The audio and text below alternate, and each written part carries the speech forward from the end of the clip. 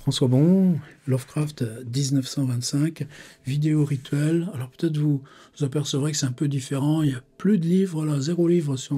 Oui, qu'est-ce qui s'est passé aujourd'hui? Ben, hop là, une goulotte en plastoc qui fait toute la longueur, mais avec 6 prises. Fait que normalement, je suis aux dernières normes de sécurité. Je peux séparer le chauffage de l'ensemble ordinateur, l'ensemble là-bas box, et puis plus loin, imprimante et éclairage. Wow, mais ça veut dire qu'il a fallu tout déménager, puis bosser, nettoyer.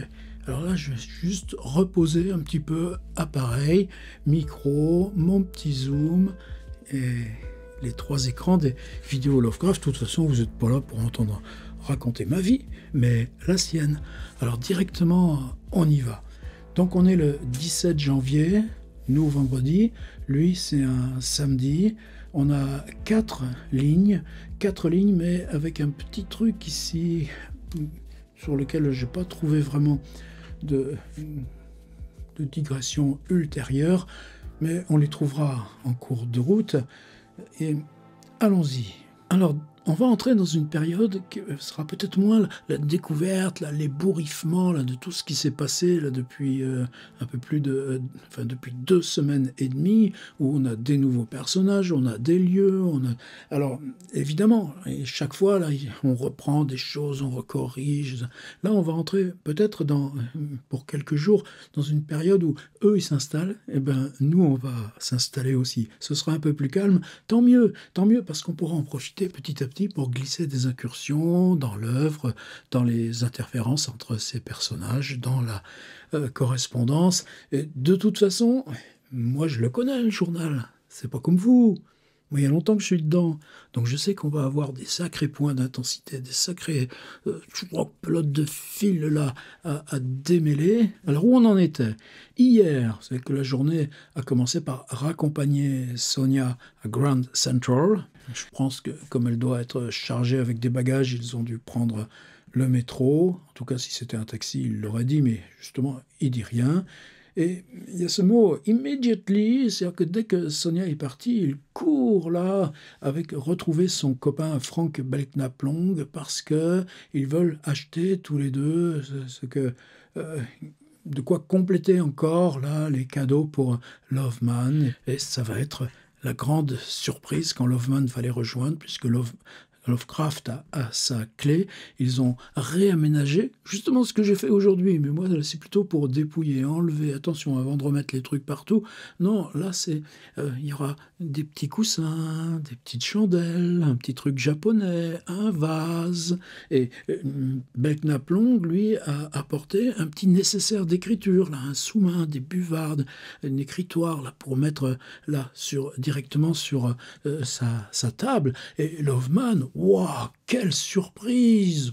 Peut-être tu fais un peu semblant, j'en sais rien, c'est pas grave. Et puis on discute jusqu'à 2 heures du matin, 2 a.m., en gros la moyenne pour ces gens-là, qui ont la bonne trentaine, mais qui sont si passionnés d'avoir le droit d'exercer la littérature.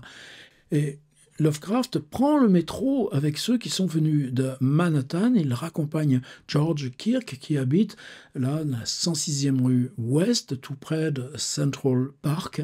Qu'est-ce qu'on fait? Il doit être 3 heures du mat. Eh ben, on parle un peu, mais quand même on dort un peu. Il dira qu'ils dorment sans avoir même enlevé leurs habits. Le matin, c'est George Kirk qui fait un peu grise mine parce que il trouve que c'est bien ce qu'ils ont fait pour le copain, mais lui, sa chambre, c'est un peu austère. Tu vois visiblement partout dans la chambre le loyer que tu payes à la fin de mois. Alors comment ils se consolent, on ne sait pas, mais en tout cas, dans toutes leurs excursions, ils ont repéré des adresses. Alors, ils se sont réveillés tard, mais on est au début d'après-midi, on s'en va à Harlem.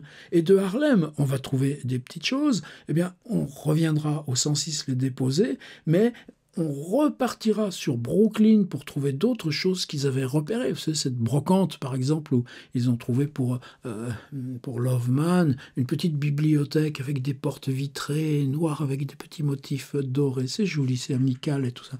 Et de là, revient au 169 Clinton Street.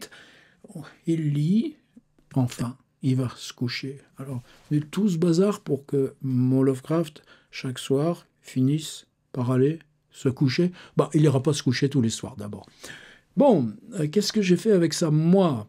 Pas grand-chose de plus, mais je vous dis, je l'assume, surtout qu'aujourd'hui, il fallait bien se débrouiller avec d'autres boulots à faire, et ça arrivera d'autres fois. Alors, mon petit PDF ressemble à ça. On part à Harlem, j'ai trouvé une belle photo de la 125e rue, ça manque pas, hein.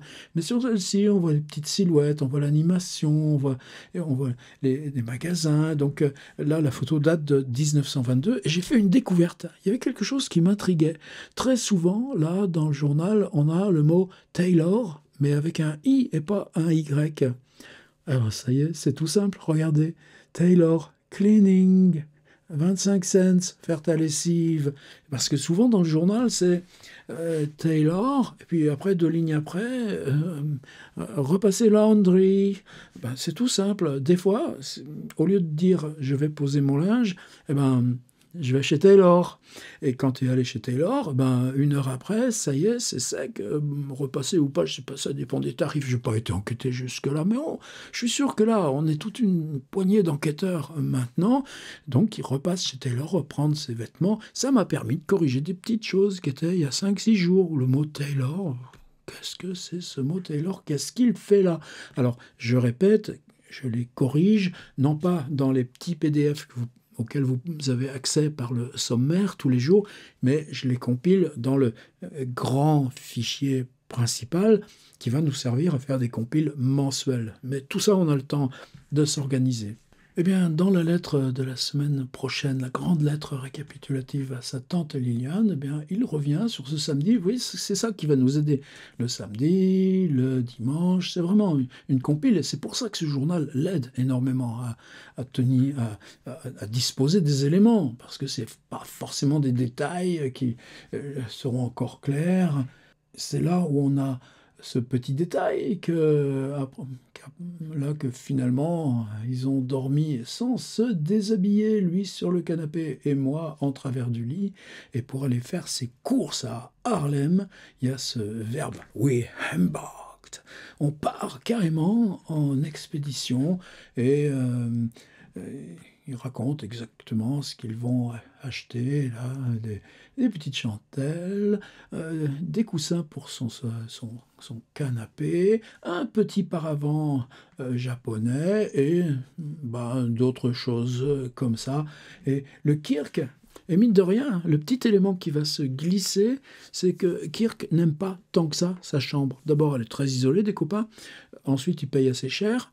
Et puis, même si on installe un petit paravent japonais, des chandelles, c'est là qu'il va prendre la décision de déménager. Mais c'est plutôt Lovecraft. Mais si tu venais Clinton Street, toi aussi. Et voilà comment on va glisser aujourd'hui du feuilleton actuel au suivant. Alors ensuite, c'était tout simplement un feuilletage du New York Times du jour. Je commence à y prendre vraiment goût, je commence à me débrouiller un peu mieux. C'est beaucoup moins des petits pixels blancs, noirs mélangés. On retrouve, par exemple, il y a quelques jours, il y a eu cette attaque du train de Long Island, un type tout seul qui braque le vigile, sort l'arme du vigile et descend avec une masse de sacs. Il y en a pour des centaines de milliers de dollars. Finalement, il est pris. Là, aujourd'hui, on va récupérer une partie du butin. On a vu aussi avant-hier ce champion de boxe poids léger. Tu vas être champion, quel prestige. Oui, mais sa femme dit que prendre des coups comme ça, c'est peut-être pas un bon plan à long terme. Et il décide d'arrêter la compétition. Bien là, aujourd'hui, on y revient, figurez-vous qu'il a très vite trouvé du boulot. Du boulot comme quoi? Il fait des cascades dans les films et puis il va jouer dans une pièce de théâtre. Tant mieux, mais cette biome-là, ces toutes petites choses rapportées aux grandes choses plus souterraines, plus lentes, et qui sont des indicateurs de notre rapport au monde. Alors hier, on avait eu aussi l'histoire de cette jeune fille de 14 ans qui avait tué sa mère. Et là, on va le reprendre un petit peu plus en détail, des éléments nouveaux. Allons le voir, le journal. Le New York Times, la une. Ah oui, tiens, ça, j'ai pas repris, mais ça aurait été bien. C'est toujours la radio, la radio, la radio. Ouais, mais comment une révolution technique? Et pensez-nous, l'Internet, comme c'est une révolution bien plus complexe et lourde encore. Eh bien, on peut appeler les policiers de n'importe où. Et il y a une fréquence qui permet aux policiers de communiquer entre eux. Bon, ça nous paraît banal, mais il fallait bien que ça se fasse une fois. Il y a une espèce de braquage là qui est atroce. J'ai pas voulu le recopier, mais trois bandits armés, bon, on a l'impression de mauvais feuilleton, sauf qu'il y a ça qui est curieux. Un des employés qui sont là, et il est en train de faire cuire des céleris pour le restaurant. Eh ben, il prend la bassine de céleri, il la balance sur la tête du bandit. Il aurait mieux fait de s'abstenir, puisque le bandit tire, le riposte, et il y aura 3 blessés, mais c'est ce pauvre gars qui a balancé les céleri qui sera tué. Bon, ça, je sais pas, je veux pas suivre comme ça en permanence ces questions-là de faits divers. C'est pas ça qui nous intéresse, c'est ces petites mutations, c'est les transitions. L'article sur le boxeur qui démarre sa carrière cinématographique. Évidemment, beaucoup de choses, de sport, de sport, de sport. Qu'est-ce que c'est bien le sport pour remplir les journaux? Et voilà ce long article ici, Girl Murderer, Indifferent in Jail. Et je vais vous le lire en traduction. Le journal est très court aujourd'hui, il fait seulement 30 pages. Je n'ai pas retenu grand-chose d'autre. Et comme le programme radio tend à s'étoffer, s'étoffer, s'étoffer. Toujours, bien sûr, je voulais recopier aussi le concours de mots croisés, 25 000 $. Le New York Times est d'accord pour les remettre en jeu pour nous dans le cadre de ce projet. Là, pour redonner confiance aux gens, eh bien, ils en ont fait un qui paraît-il plus simple. Vous voyez, il y a des cases noires qui s'alignent à la verticale. La verticale, il y a plein de mots de 3 lettres, de 4 lettres. Essayez si vous voulez, je serais curieux, moi, ce que ça donne. Moi, j'ai pas trop le temps en ce moment, ces choses-là. Je vous ai recopié cette publicité-là, c'est un petit goût personnel. Mais vous savez que New York se reconstruit toujours sur lui-même, contrairement justement à Chicago. Et donc, à mesure qu'on doit faire des choses plus hautes, eh bien, on ébouille à masse constante ce qui existe déjà. Et donc, ce qui se construit n'existe que provisoirement, puisque pour monter plus haut, il faudra... Alors, quel beau témoignage d'architecture, là, quand c'est juste des appels. C'est la Morgan Bank. Ça existe encore, ça? Ah ouais, malheureusement. Ben, tu vois, justement, on a affaire à, là encore, une petite trace, là, ces pouvoirs financiers. Et mon histoire, là, de la jeune femme. Juste avant, saviez-vous que un nouveau restaurant vient d'ouvrir qui s'appelle le Sorbonne? C'est pas sûr que ça marche. New York Times, 17 janvier 1925. La jeune criminelle reste impassible en prison. Dorothy Henningsen, coupable d'avoir tué sa mère, sourit quand sa famille la rejette. San Francisco, 16 janvier. Alors, c'est pas encore dans mon PDF, mais j'ai retrouvé aussi dans celui que vous avez reçu là, ce matin, en même temps que vous découvrez la vidéo, il y a son portrait, face, profil, justement, à son entrée en détention. 16 ans, qui a avoué le meurtre de sa mère, Madame Anna Henningsen, a conservé aujourd'hui le masque souriant d'indifférence qui a caractérisé son attitude depuis son arrestation hier sur la présomption de meurtre, émergeant de 12 heures d'interrogatoire aujourd'hui. La jeune femme était toujours la reine de la fête, comme elle l'avait été après le meurtre, allant danser dans l'appartement d'un ami, tandis que sa mère gisait dans sa propre maison, tué d'un coup de feu mortel pendant une crise de colère. La police a arrêté aujourd'hui 3 des adolescents de 17 ans pour complicité de délinquance d'une mineure. C'est dans leur appartement que Dorothy a participé à une soirée dansante quelques heures après la mort de sa mère. Keith Lord, arrêté à Venise, on est en Californie, hein, l'affaire est à San Francisco, où il jouait dans un orchestre, et Larry Lesser, alias Shenitz, ont été mis en garde à vue sur place. Et merci l'enquête collective, voilà un beau lièvre qui sort. Parce que c'est quoi ces danses? C'est quoi ces musiques? Ils jouent quoi, les 3 gars? C'est pas des noirs. Sinon, ça on le dirait. Ce serait un redoublement de l'horreur. Non, mais c'est des boîtes de jazz. Et c'est pour ça que j'ai fourché tout à l'heure, j'ai dit la gamine de 14 ans. Non, elle a 16 ans. Mais depuis ses 14 ans, elle a récupéré une sorte de pièce d'identité, bidon évidemment, mais qui atteste qu'elle a l'âge d'aller danser dans les boîtes de jazz. Et toute la bonne société américaine va se mettre à trembler, parce que c'est à cause de la musique de Sauvage que les jeunes décident de tuer leur maman. Et ça se fait pas, ça. Mais je plaisante pas avec ça. Alors, ensuite, donc c'est le frère aîné qui, en rentrant chez eux, a trouvé la mère baignant dans son sang et a appelé la police. On s'attend à d'autres arrestations. Aujourd'hui, le père et le frère ont été confrontés à la jeune fille à la prison de la ville hier. Le premier dans le chagrin, la pitié, le garçon farouche, sans pardon. Le frère a répudié les avances de sa sœur quand elle a voulu l'embrasser dans sa cellule. « Ne me touche pas, tu as tué maman », dit le jeune homme en la repoussant. Le coup de feu s'est produit après une longue série de heurts familiaux quant au comportement de leur fille. Son père et sa mère s'étaient disputés à propos de la vie clandestine que leur fille avait admis mener, donc allant clandestinement danser du jazz. La mère défendait sa fille, le père avait quitté le domicile. Après que la fille ait tiré sur sa mère, selon ses propres aveux, elle prit 45 $ qui étaient dans la pièce et rejoignit cette soirée improvisée. Elle avait loué une chambre à 3 kilomètres de chez elle. Et là, après la soirée, elle lut les journaux relatant le meurtre.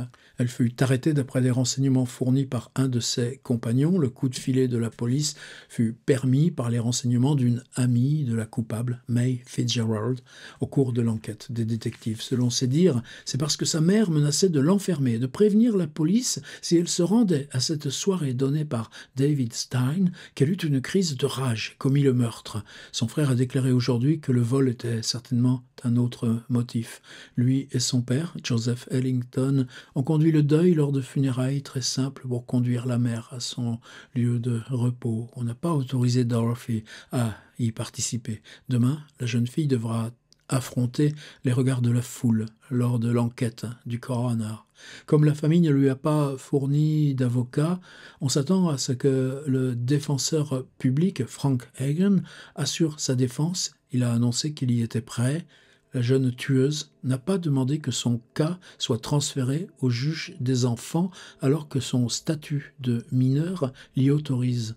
« Je m'entends très bien avec la police », a-t-elle dit. « Je les aime. Ils ont été aussi corrects et aimables avec moi que je pouvais le souhaiter. » Elle a aussi lu les journaux relatant les funérailles de sa mère, mais sans montrer d'émotion particulière. « Ah, ils ont fait des funérailles privées », fut son seul commentaire en reposant le journal. Dorothy est en colère parce que ses amis masculins sont poursuivis pour avoir contribué à son égarement. « Dites à ces gens, s'il vous plaît, que personne ne m'a amené à faire des choses fautives. Harry, Keith et Dave, maintenant Emile, sont entendus, mais ils n'ont pas eu plus d'influence sur moi que notre vieux chat noir. Je ne veux me cacher derrière personne. Moi seul suis responsable. » Et pourquoi je voulais aller jusqu'au bout de cet article? Et c'est là-dessus qu'on arrêtera. La jeune fille envisage sereinement les heures et les heures pendant lesquelles elle va pouvoir lire. Pendant si longtemps, j'aurais voulu trouver assez de temps pour lire tout mon content. Maintenant que je n'irai plus danser, je vais pouvoir me consacrer à lire, dit-elle. Voilà, journal du 17, et à demain.